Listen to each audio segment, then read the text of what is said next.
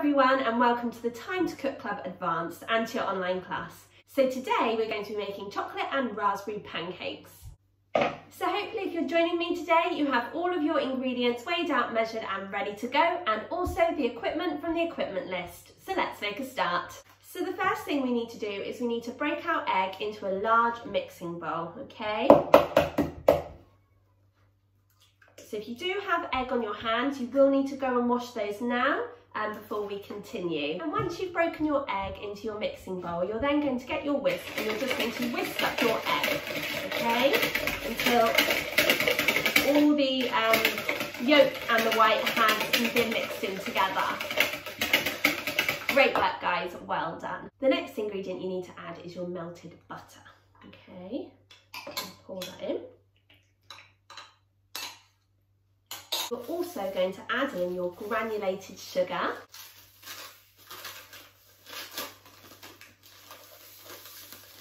And you're going to add in your 1 teaspoon of vanilla extract. Now, whenever we're measuring out any herbs or spices or flavourings, it's a really good idea to do so over a separate bowl or cup. And that way, if you add too much, you're not ruining the rest of your ingredients. So we just want 1 teaspoon, like so. And then what we're going to do is we're going to use our whisk to combine all of those ingredients together, like so. Okay, so now we're going to add the dry ingredients. So we're going to sieve in the dry ingredients. We're going to start with the flour, okay. And we're going to pop a pinch of salt into the flour mixture, which is in the sieve at the moment. We're going to add 1 level teaspoon of baking powder. So we're going to use the top of our baking powder pot just to level that off, like so. Pop it in. We're also going to add in our cocoa powder because we're making chocolatey pancakes today.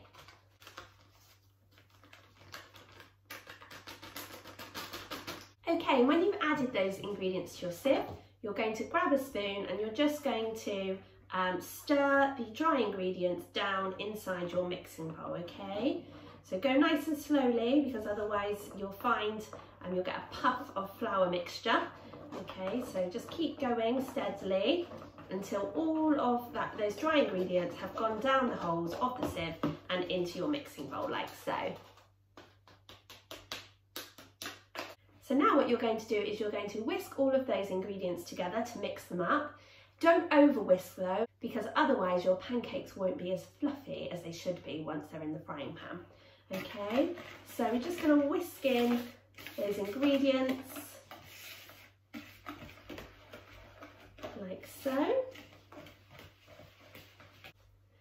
Okay, so now you need to add in your milk too.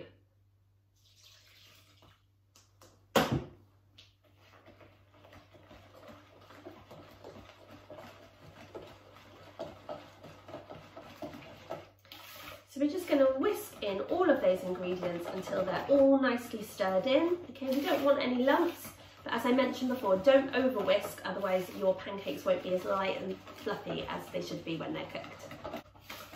And this pancake batter smells incredible. So now what you need to do is you need to get a measuring jug, or just any jug really, and you're going to pour your batter, your pancake batter, into the jug. And this will just make it much easier to be able to handle when we're making our pancakes together. So we're just going to pour that mixture straight in, like so.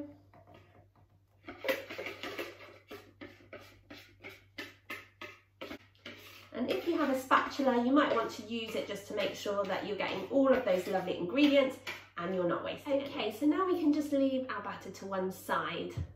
And what you need to do is you need to place your frying pan, I'm using a 20cm frying pan, onto a high heat on the hob, okay, because you want your frying pan to be really hot. And to test it, to see if it's hot enough, you can just pop a tiny drop of water into the pan, and if it sizzles, then it's probably hot enough.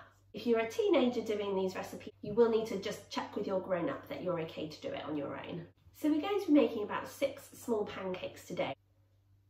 And we want to make them small so we can stack them up when we're serving them. So once your frying pan is really hot, you can take it off the heat and then put some spray oil all over the bottom of your frying pan, and this will help to stop your pancakes from sticking to the frying pan. Something like Fry Light would be perfect. You're then going to stir your batter again with the spoon before popping a ladle into the jug, okay? And you basically want to use about 1 to 1.5 ladles of pancake batter in each pancake. You then want to return the frying pan to the heat, to the hob, and then you're going to pour in your 1 to 1.5 ladles of pancake batter. You want all of your pancakes to be roughly the same size, okay? Try and use the back of your ladle to just press down on the pancake, okay, so that it forms a circular shape. Once you've done this, you will need to turn the heat down on the hob because otherwise your pancakes will burn. So you're going to allow the first side of the pancake to cook for between 2 to 3 minutes. You'll see that the edges of the pancake start to firm up and little bubbles will start to appear on the surface of your pancake. As soon as you see those bubbles, you need to flip your pancake over. So you can do this by obviously making sure that your pancake's nice and loose on the bottom of the pan and then flipping it up with your pancake. Or you can use a spatula or a palette knife to just flip it. Or if you're a bit nervous about flipping your pancakes, you can always pop your pancake into a saucepan lid, okay, and then put the saucepan lid on top of the frying pan, and that will make sure that the pancake cooks on the other side too. Once your pancake's cooked, you can pop it onto a plate, and then you're ready to start again on another pancake. You'll need to spray your frying pan with Fry Light, okay, before popping the pan back onto the heat. Then getting 1 to 1.5 ladles of pancake batter and popping it into the pan and trying to create that circular shape, okay, making your pancakes roughly the same size. You're then going to turn the heat down on your pancake and you're going to wait until the edges of the pancake start to firm up and bubbles start to appear on the surface. You're then going to turn your pancake round by flipping it or using a spatula or a palette knife, or by popping it into the saucepan lid and then popping the saucepan lid on top of your frying pan. However you want to do it, okay? Just be careful. Obviously you are using a frying pan that's going to get hot, so only touch the handle of the frying pan and make sure you keep your fingers away from the heat. So as I mentioned, you're going to stack your pancakes one on top of the other on a serving plate, okay? And then when they're cooked, you can cover them with foil to keep them nice and warm. So join me back here when you have cooked all 6 to 7 of your pancakes, depending on how much you can get out of your batter, and we can continue with our recipe together and make our chocolate sauce. Hey, welcome back guys. So hopefully you had a lot of fun making your chocolate pancakes. You need to pop some foil over the top of them just to keep them warm while we're making our chocolate sauce. Now to make our chocolate sauce, you need to pop your chocolate chips into a heat-proof bowl.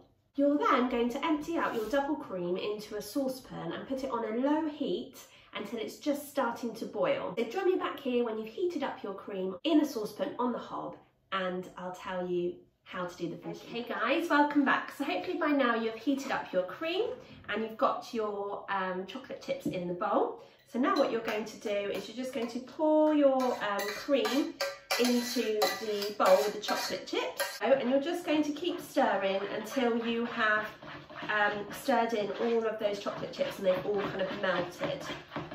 Okay, so just keep going with that. It smells delicious. Now this sauce is lovely served hot with your pancakes, or it's also really, really good served cold. Okay, so hopefully by now your chocolate chips have melted into your hot cream.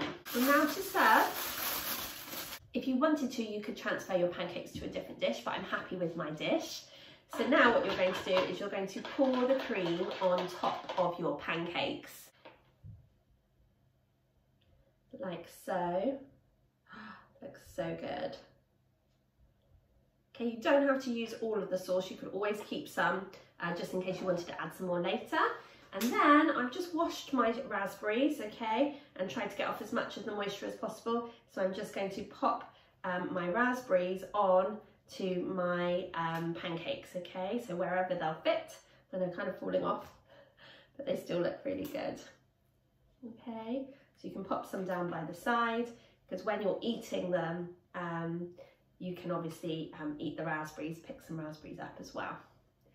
Okay, and there we have our chocolate and raspberry pancakes, and I think they look amazing. So to eat them, you can literally just pop a sharp knife in and cut them like they're like it's a cake, okay, and then pop it onto some plates. Or you could, if you were doing this as a Valentine's Day treat, you could share from the same plate.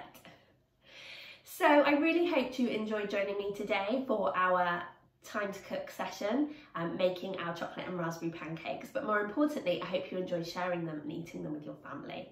Thank you so much for joining me today. I hope you have a lovely rest of your week, and I really look forward to seeing you again next week when we'll be cooking another delicious bake from our flippin' awesome pancakes and tasty brunch ideas menu. We're on to the tasty brunches next.